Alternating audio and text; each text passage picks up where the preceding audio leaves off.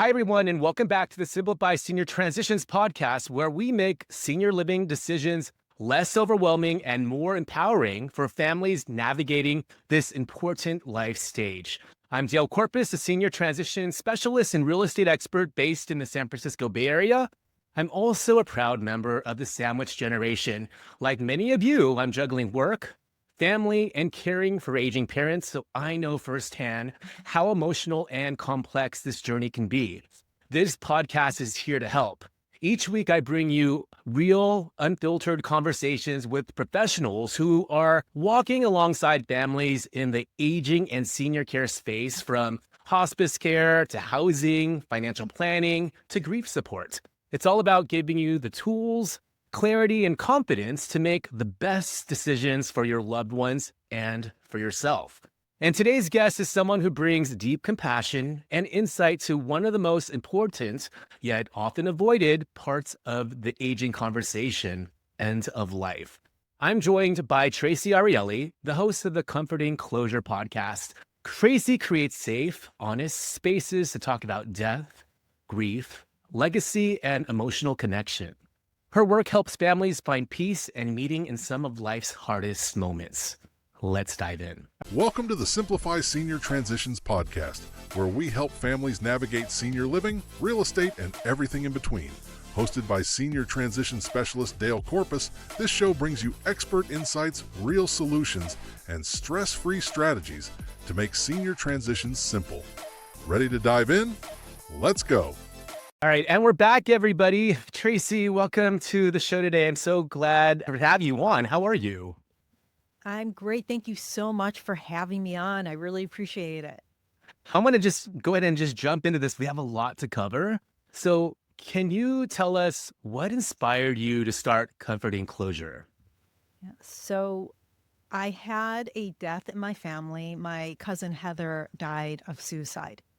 And I saw how my family, how we grieved, and how our community grieved. And needless to say, we didn't grieve well. We really didn't. And so I thought, there's something that we should be doing about this. Fast forward a few years, I turned 50 and I said, okay, if not now, when? And so I left Silicon Valley. I left my job in tech and opened up Comforting Closure. And actually, the reason why I became an end-of-life doula, my aunt, who is in Tucson, Arizona, she is an end-of-life doula.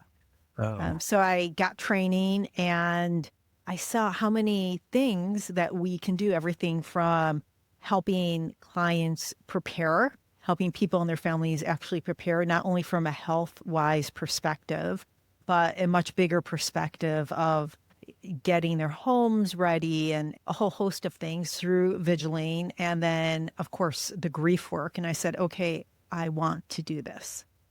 That's perfect. Now, was there a personal moment or experience that shifted your perspective on death and dying?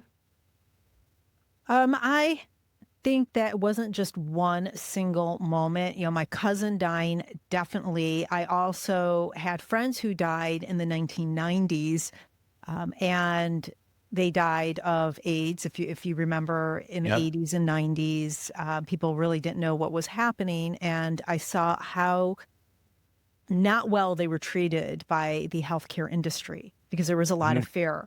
And that really shifted how I saw death and how people were being treated. And I did want to do something about it.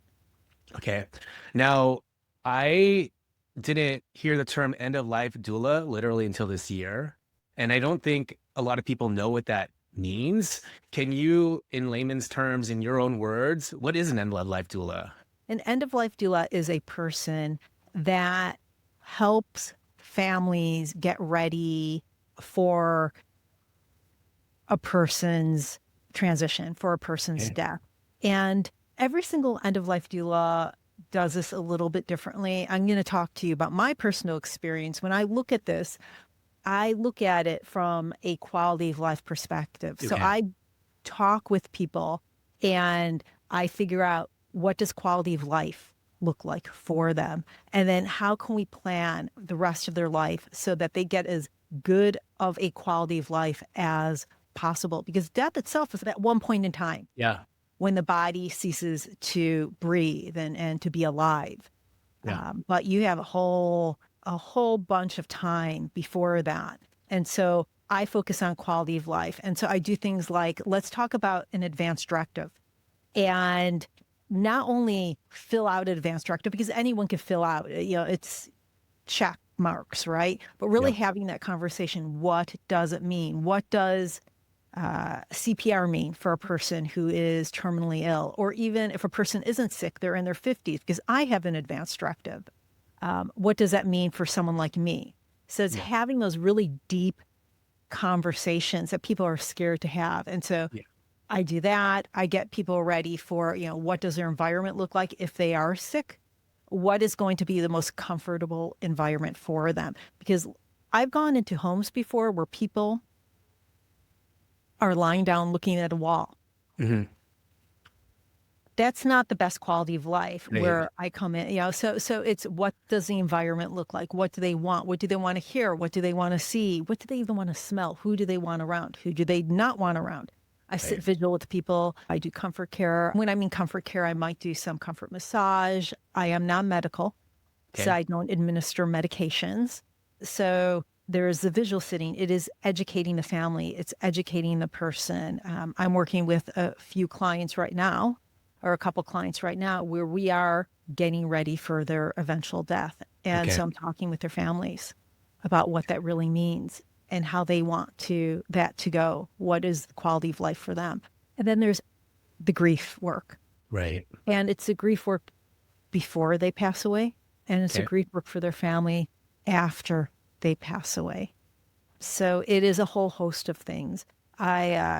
Most of my work is in grief care, Yeah. and practical care. And so what that might look like, for example, is that I will go to a person's home or meet with them online, and we will do the talking. We'll do the Hmm. work that they need to do, and I will listen. I will take their lead. I will make that journey with them. And I'll also do practical work. A lot of times when a person loses a spouse, they go Hmm. through something called widow brain, Hmm. where it's almost like ADHD. Okay.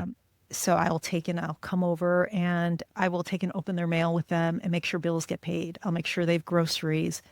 So it's the practical care also to make sure they can survive on a day-to-day basis. I love it. What you do is very important. And another factoid is that you're the very first podcaster, or both podcasters. It's just, you're the very first podcaster that I bought on. I love how you're putting the message out there in a similar way I'm doing it too, to get your message out of what you do. I have a question about your podcast. What surprised you the most when you began interviewing people for your podcast? Ooh, that's a good question. I think that people were so open to talking about this, where I thought it'd be a lot more difficult Hmm. to get guests on. Yeah. I was also surprised at how much I learned from Yeah. every single guest. I can tell you, I feel honored with every single guest that comes on, and I learn so much. So I think the biggest surprise was the openness Hmm. of people and the willingness to talk about the different aspects of not only aging, but illness and death and grief. Now, why do you think our culture avoids talking about death? And what are we losing by doing so? I think that there's a fear factor, of course, Yeah. but I think really the biggest reason why we don't talk about death is because we're not exposed to it. Yeah, Mm. 200 years ago, before, when we're all, or many of us were living on farms, we saw Yeah. death every single day. And we took care of our dead at home. When grandma and grandpa got sick, we would have them at home. We'd be taking care of them. After they passed away, their bodies would still be at home. People would come over, and their bodies would be at home for a few days. Okay. And we would have the funeral at home. We'd bury them in our backyards in the field. So it was a very different time. And then, of course, with the Civil War happening, people left, people were dying away Mhm. from home. And then the funeral industry came in and said, okay, we can take care of these people who died. We'll embalm them so they look okay. And death care moved away from home out to the funeral industry. Mhm. So I think people aren't exposed to it. And what they are exposed to is what we see in the movies. We see something that's beautiful. And let me tell you, death is not beautiful. Death is not beautiful. It is tough. It's like birth. When a woman gives birth, it is a lot of work. It is hard. It is not pretty. I mean, it is a holy act. It is Yeah. really important, but it isn't like you see in the movies. So I think that we're just not exposed to it enough. And there's a lot of fear because we aren't exposed to it. As far as what do we lose? I think that we've lost that ability to see death and to know that we aren't going to live forever. Our country is so adverse to aging. It's like Mhm. we're young and then Right. we disappear. And instead of reflecting that we're not going to be here forever, that our body does get sick, that it breaks down and we will end up dying, that we don't value life as much Mhm. as we could. And I know for me personally, since I became an end of life doula, Yeah. what I value is completely different. And the way I live is I say what I mean. I'm very direct, but I have a lot of compassion also. Just the Yeah. way that I live is very different and what's important to me. It's really changed your outlook on life, I'm sure. Yes. Yeah. Now, what reactions have you gotten when you tell people what your podcast is about? Are people curious or uncomfortable at first? Oh, you either get people who are really curious about it and are like, that's really cool, Mhm. and who want to talk about it. Um, and then there are people who really shy away from it. Something that's really funny, my parents, they do not watch this podcast in my podcast. They do not listen to it. They don't. My mom, she listened to one podcast and she was so proud. She called me up and said, I listened to your podcast. And that was like almost 2 years after I began. Yeah. So it is one of two. Either you want to watch it, you're curious, or leave me alone. I don't want to talk about it. I don't want to hear it. I'm going to plug my ears. That's it. Yeah, yeah. No, I get it. Now, I want to ask you, you've talked about anticipatory grief. What Mhm. is it, and how does it show up for families supporting aging loved ones? So anticipatory grief is grief that actually starts before the event happens. And I see it a lot in families and with people who are terminally ill. You're not going to be alive. Of course, it's Mm. going to bring a lot of sadness. You're leaving your family. Yeah. And so it is that grieving that you do before the event. And it brings not only grief, but a lot of people experience anxiety. Mhm. And what can help really is talking about it Okay. and finding the support, having people listen Okay. to you. Got it. Now, what are some of the most common fears or misconceptions people have about the dying process? I think that people, they see it as something like they see on TV that's going to happen very quickly. Yeah. You're going to say something profound Yeah. before you pass away, and most likely you'll be sleeping. You won't be communicating when you pass away. The majority of people aren't, because your brain starts shutting down and your organs start shutting down, and so that's why people see their loved ones sleeping most of the day before they pass away. So I think that people might think it's really beautiful, and that it is beautiful, but Yeah. that you'll be very aware, and you won't, in most cases, not all cases. And yeah, I think that that is the biggest misconception. And as far as affairs, every single person I've talked to is afraid that it's going to hurt. Mm. And it's not death that hurts, it is the disease that hurts. And hospice, which Yeah. we should all be taking advantage of it sooner than we do. You could take advantage of hospice 6 months within that 6 month time period, where the doctor thinks you're going to die within 6 months. Right away, you should take advantage of hospice because they are there. Hospice is a team of people Right. that is there to make sure that you're in as least amount of pain as possible. They will educate also. They are amazing. So I'm a huge advocate of hospice. So it's the fear of pain that people have. Yeah. I'm sure you have a lot of stories since you work with so many families and individuals through this process. Now, can you share a story where a family or individual found peace through preparing early for death, emotionally or spiritually? Yeah. It's very funny because usually the person who is terminally ill, who Yeah. is the one who's going to die, finds a lot more peace by doing this than their family. The family members, especially the spouse, which makes sense, Yeah. really goes through a lot of emotional turmoil. Yeah. But usually the person who is planning for their death, they want to plan not only to make sure that their quality of life, as I said, it's that quality of life conversation, Right. that they're getting what they want in their environment, that they're seeing the people that they want. And you asked for a story. Um, I have, I'll tell you right now, I'm working with someone who is an amazing, amazing person.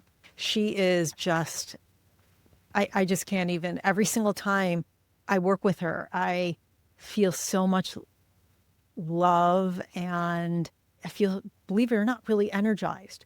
Oh, wow. So she called me and said, I want this to be the best part of, I want this to be, this is part of my life. I want this to be a really good part of my life. And so by preparing, not only is she getting what she wants and she's saying, okay, at this point, she's terminally ill. And so we've even talked about medical aid in dying. So Okay. she knows that because of what she has, she might be in a bit more pain than she wants to be. And yes, she understands that hospice is there, but she always has the option of medical aid in dying, which is not legal in all 50 states. It's only legal in 12 states in the District of Columbia right now.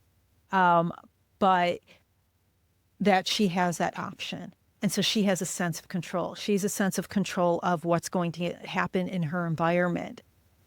She's also preparing, making sure that the funeral is taken care of. She's making sure that all of her passwords and her utilities, how to get into utilities and how to shut that off, and her credit cards and her bank transfer on death, everything's in place so that when she passes away, her family can focus on being a family and grieving versus going out and getting some of this other stuff done. So there's this big sense of relief that, yes, I'm taking care of my family.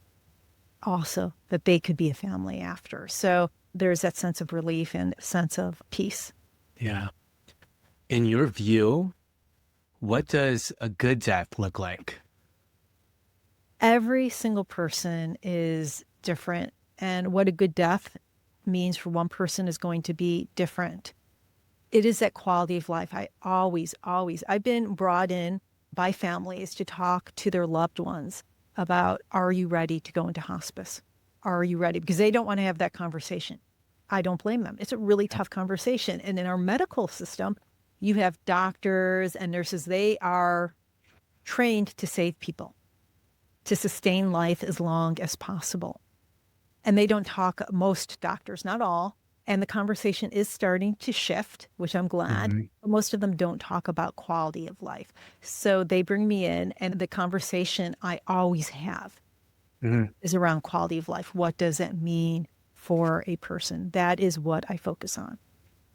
Nice. Now, what advice would you give to someone supporting a loved one who's in denial about a terminal diagnosis?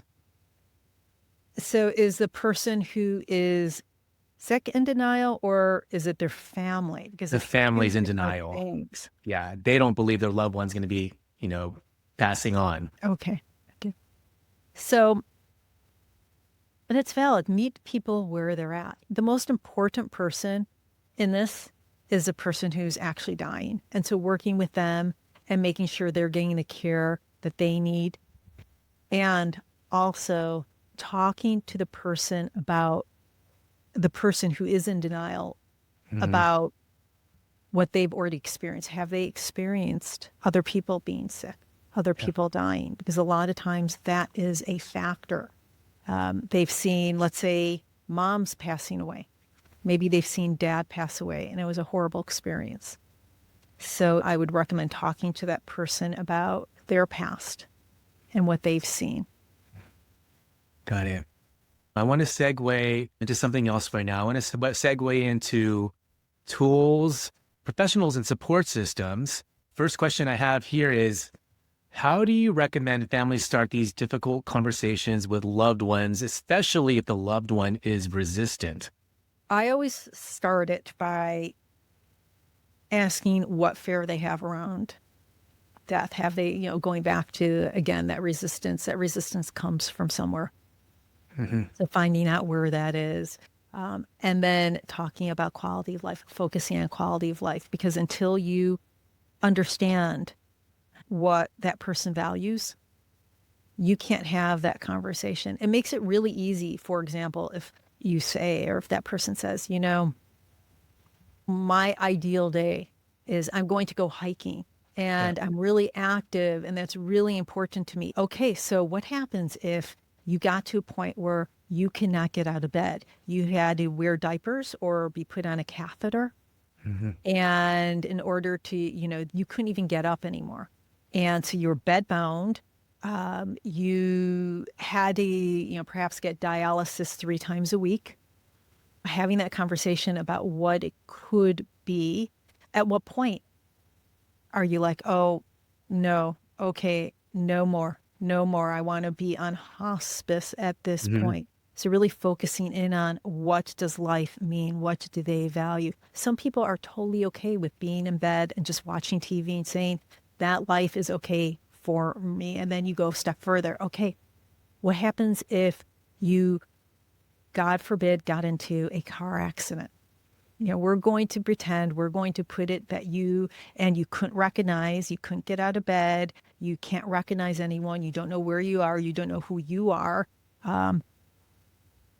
Let's talk about what life looks like then. And at that point, you're hooked up to machines or you have a feeding tube. Are you okay with living your life on a feeding tube? And some people will be like, no, just take the feeding tube out at that point. So it is really focusing on quality of life. What does the rest of that person's life look like? Yeah. Now in your podcast, you've interviewed everyone from hospice nurses to spiritual leaders. What role do you think each profession plays in the broader death care ecosystem? Oh, huge. Because, as I said, death is only one point in time. Quality of life, all of us have a role to play in that. Okay. And there is a big difference at a person's end of life. How much more likely is it that person is going to want to live and will live happily when they have some of these other things in their life that other, the occupational therapists can help with, the physical therapists and all these other aging care professionals? How much more likely is that person going to be happy with their life and able to live a good quality of life using these other services, these other people? Yeah. And then for families navigating hospice or end-of-life care for the first time, what resources or frameworks do you point them toward? I think that when I work with clients and they're looking for a hospice,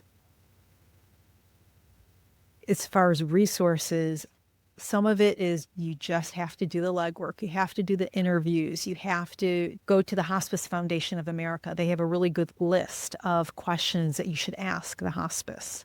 If you're looking for a home funeral, most people don't know that a home funeral is valid. Go to the home funeral alliance. So every single family is different and their needs are different, but going online and finding these alliances, these bigger foundations that can help is really, really important. What's something you wish more people knew about hospice and palliative care that might surprise them? I think most people think that hospice is a place that you go to die. And it's not. It's a team of people that you can die anywhere. Yeah. 80% of people want to die at home. So this is a group of people that will come and help make that happen. I also think people are surprised, either in a good way or a bad way. Many people don't know that hospice is covered by Medicare. So you won't pay for the drugs, you won't pay for the hospital bed or the oxygen machine or the doctors. That's all covered. But what people don't realize is that the place itself is not covered. So if you need to be in an assisted living facility, hospice doesn't pay for that. Hospice isn't going to pay for your rent. Hospice is not going to pay for that additional care. When you first get into hospice, the nurse and the other people on that team, you'll see them about once a week for about an hour. And then as you get sicker and sicker and closer to dying, then it goes up, but they're not going to be there 24/7. The likelihood that they are actually going to be there when you pass away is slim. Yeah. So most people don't realize that. Yeah. Do you think social media has helped or hurt the way people engage with grief and death related content? Oh, I think it's helped. I really do, because there are a number of people. You have like Nurse Julie, who is, I don't know if you know her, but she goes and she actually talks. She educates people about what you will see when a person dies. And sometimes she has little clips of people actually, what does breathing look like when a person's getting closer to death? And so it's really a wonderful, I think that social media is very helpful at this point. Got it. Now let's segue into a different topic. I want to talk about spirituality, ritual, and legacy. First question is, how does spirituality, whether religious or not, play into end-of-life experience for many people you've spoken to? The majority of people that I've worked with, they want some kind of spirituality, some kind of ritual at the end of their lives. And it is a comfort to them. So I think that's spirituality that's what it's there for. It's for comfort. It is also for community. Ritual and mourning is all about community, 100% about community. Even if you bring God into it, it is 100% about being with community and connecting. So it is very important. Even atheists, mourning isn't a religious function. Everyone mourns differently. Yeah, and you've highlighted the power of ritual in some of your episodes. What are some simple rituals you've seen that help with meaning making or closure? Again, everyone is different, but something that I've found that is really amazing. There's this real big push to take and have that celebration of life before a person dies. And some people are really open to it. Some people are not. But the ability of having the people that you care deeply about come in and tell you how you've affected them, what you've meant, and vice versa, being able to tell people how much you love them and care about them, and being able to tell the stories that you want to tell and vice versa is really powerful. That I've seen that a couple times, and every single time it is just so heartwarming and important, really important. There is a sense of closure also for the person who is dying, who is ill, that they feel like they have said everything that they need to say. Yeah. Can you talk about the importance of legacy work? Things like life reviews, letters or storytelling for both the dying and the surviving? Yes, yes. It's important for both. When I work with people and I sit next to them, even if I've never met them before, I remember when I Hmm. first became a doula and I did volunteer work at a Okay. hospice to get more experience. And every single time I remember the first client or the first person that the hospice sent me to, I sat down, did not know this person, and he was very, very sick, very frail. Um, and the first thing he wanted, I asked him about himself, and his family said he's really not talking right now. He's really quiet. And as soon as I asked him about himself, I learned his whole life story, where he came from, his whole career in Silicon Valley. Yeah. It is important to do life review. And every single person that I've sat with since, I always do life review. And it's important for that person who's giving a life review because this is their life. They don't want to forget. They don't want other people to forget them. And I can't tell you psychologically why it puts people at ease, Yeah. but it really, really does. Now, as far as for the people who are there either listening or maybe we're writing it out or even doing video, Hmm. recording it via video or recording it on, just recording the audio. This is something that people have to go back to remember.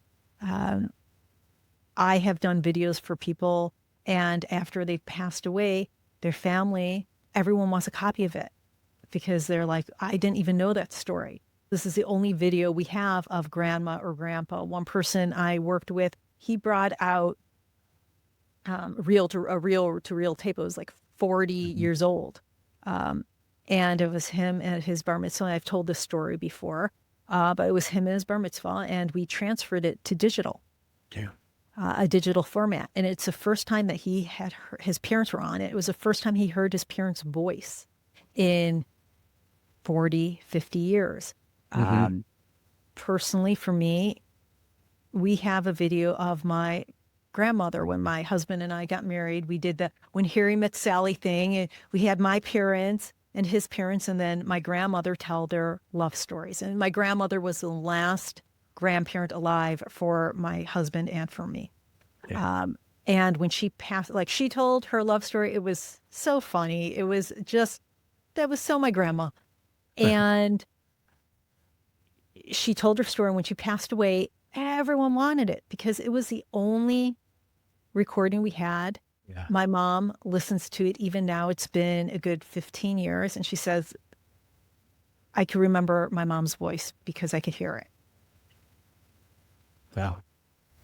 Now, I have a related question then. What are some creative ways families can preserve memories and keep a loved one's essence alive after they've passed?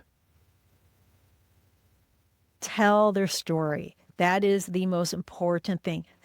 Keep talking about them. One really important thing you can do for yourself and for them, but mostly for yourself, is to still build that relationship with them. And what do I mean, build that relationship with them? Write about them. Get out their old letters. Before the person dies, sit with them. Write what they're saying. Record.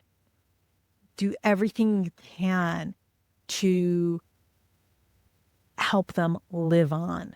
That is the most important thing. And helping them live on might be different for different people. Maybe having a foundation in their name is helping them live on. Anything that was important to them, if it's a cause, building on from that. So help them live on, build a relationship to Got it. them, with them post death in whatever way you can. Got it. I'm learning a lot from you on this episode. For my own knowledge, I'm wondering, have you come across any unique cultural or generational rituals that left a lasting impression on you? Oh, that's a good question. I won't say that there is a uniqueness between cultures post death. I mean, there are the Hmm. rituals and how people have funerals, but when it really comes down to it, we're all human. Hmm. And I think that something that really sticks with me, regardless of where people come from, is Hmm. that sense of needing a community after the death, needing people to be around just to be around. It's not a, hey, I need this or that. It's just having people around to listen, to be Yeah. physically present. Yeah, I understand. Now, how has hosting comforting closure changed you personally, either in how you live your life or how you support others? Since I started comforting closure, I am a very, very different person. I'm much more direct. I value, not that I didn't value life before that, but when you live day in and day out, seeing people pass away or working with people who are grieving, I'm much more present in life. Things don't mean as much to me, and I'm able to be much more empathetic with people. Things that used to bother me, they just don't. They just don't. And having conversations with people about real things, I'm not afraid of it. If something's not working out for me, I'm not afraid to set those boundaries or to bring things up. I'm very direct in a nice way. Yeah. Um, but it's just the way I live. The way I live has changed. What's important to me. I spend a lot more time with my husband, I can tell you that. Yeah. Yeah.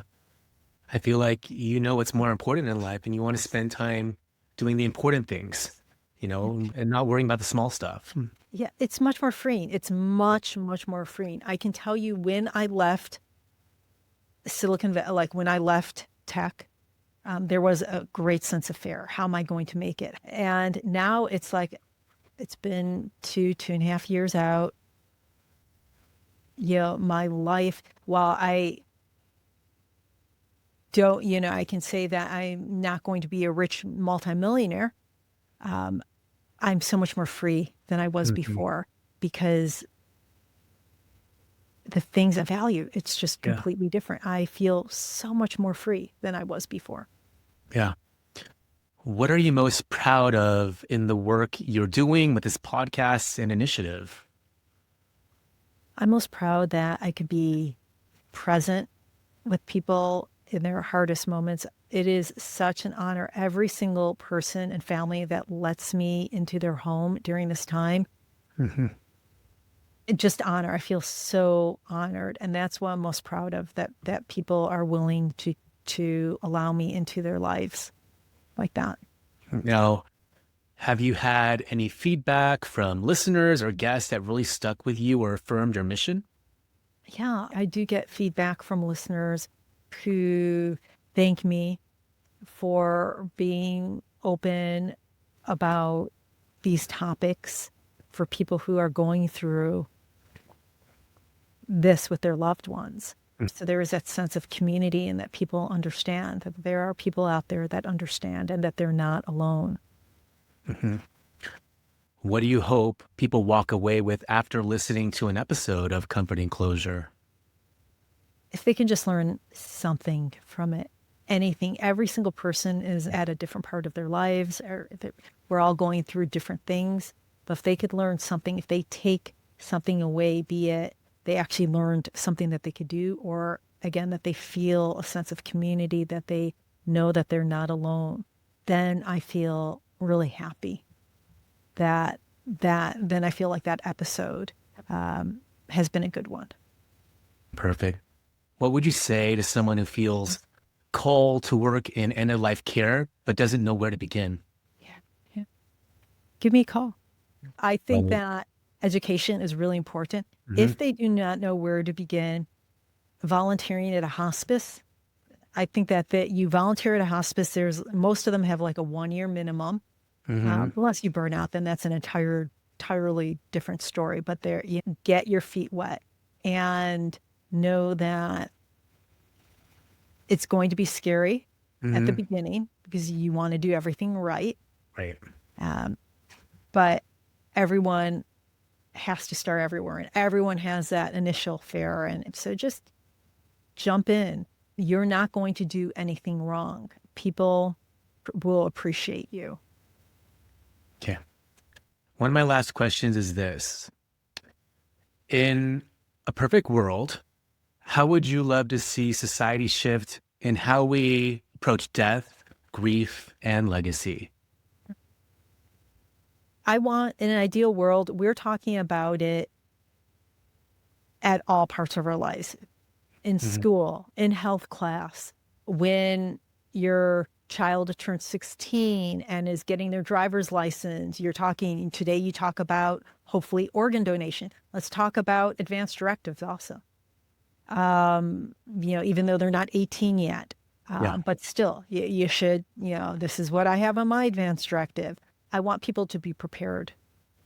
Okay. And because of that preparation, I want them to live their best life Yeah. possible. So, and in an ideal world, quite honestly, I would love for jobs like mine not to be needed because we don't need at that point death doulas because the community's coming together and Mhm. taking care of their own. Yeah, nothing makes me happier, as weird as this is when a client who I'm doing grief work with doesn't Yeah. need me anymore or doesn't need me for a time or, Mhm. just doesn't need me. I look forward to that because they're at a different point in their life then that Mhm. they're starting to move through it. So that's my, that's what I want. Yeah. We covered so much. I wanted to just double check. Do you have any final words? Is there anything I should have asked you that I didn't ask you yet? No, I think that you covered most of it. No, I think you did a great job. Do Okay. you have any questions for me, personal questions that you want? Just the last, well, closing questions. Actually, I want the listeners and viewers to be able to connect with you. So I have a lot of question regarding that. So where can people connect with you, listen to your podcast, or support your work? So comforting closure. You could listen to me on most podcast platforms, or you can go to my website, Comforting Closure, and I hope that you put it in the show notes. Definitely. And there's a multimedia page, and it has a really great filter. So you could filter if you're looking for death with dignity, you could look on that. If you're looking for anything around children, there's that filter for any episode that I've done about children. I have a variety of guests who are really knowledgeable, and I've been very fortunate to have such great guests on my show. Awesome. Traci, thank you so much for this beautiful conversation and for the important work you're doing to help people face the end of life with more openness, compassion, and grace. And for those of you watching or listening, if your loved one is considering senior living and you need to figure out what to do with their home, let's talk. Schedule a free consultation with me by clicking on the Calendly link located in the video podcast description box. You can learn more about my services at www.simplifyseniortransitions.com. Have a quick question, DM me on Instagram at soldbydale. If you found this interview helpful, make sure to like, subscribe, and share this episode with someone who might need this information. And if you're listening on Apple Podcasts or Spotify, please leave us a 5-star review. It helps more families discover the show. Thanks again for tuning in. One last thanks to Traci for being on the show today. And I'll see you all on the next episode of the Simplify Senior Transitions podcast.